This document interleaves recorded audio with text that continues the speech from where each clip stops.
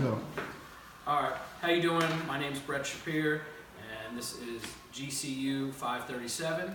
What I'll be doing today is making a short film about an instructional coach giving advice to a teacher and best way to do that for a professional development plan. My teacher that I'll be working with today, Mr. Gabe Presley. So for scene one, the description is, as an educator, building relationships with adult students is not only important, but necessary to finding success in the classroom.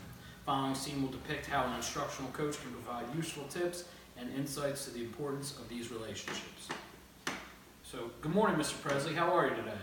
I'm good. How are you, Mr. Shapir? Thanks for meeting with me today to discuss the relationship building strategy tips. I'm great, thanks, and not a problem. My role as an instructional coach is to provide the best strategies and tips for being successful in the classroom and with your students. I appreciate that and look forward to our discussion. My goal in the classroom is to have my students feel safe, comfortable, and confident.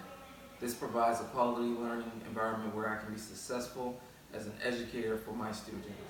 Those are great points you made. I can definitely assist you with them. Building trust with your students is a great way to have them feel safe and comfortable. In order to do this, it would be good to have discussions with the students about their goals, what they look forward to learning in the class, and how it can benefit them in their career or life going forward. This creates an open dialogue and bridge to further discussions about their education.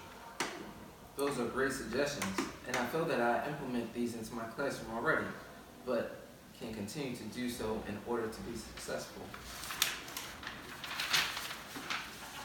That was the end of scene one. Scene two. During the second scene, the instructional coach will assist the teacher by explaining two different approaches to building trusting relationships in the classroom. The instructional coach will also give examples of what worked in the class and how it could translate to the teacher's classroom. At the start of the school year, there are two types of classroom introductions or icebreakers I use to get to know the students. First activity I use is a questionnaire that focuses on common interests that I can use to relate to the students. Second activity I use are name tents. On the tent, they are to include their name, position or career, goals, and their 5-year plan. We then go around the room introducing one another in a fun and engaging conversation. What approaches have you used that are similar? I really like those two approaches and feel I could benefit from them.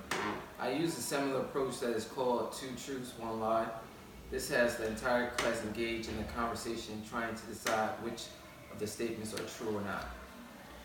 That is a great approach to use as well because of the increased class engagement.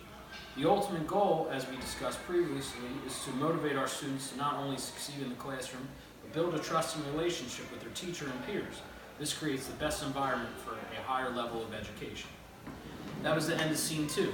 Scene 3, the final scene. During the final scene, the instructional coach will provide 2 additional strategies for the purpose of communicating effective descriptive feedback for the adult learners.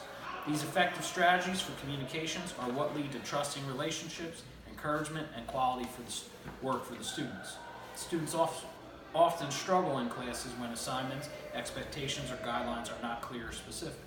Following examples will provide the teacher with successful methods to avoiding those struggles and having their students succeed.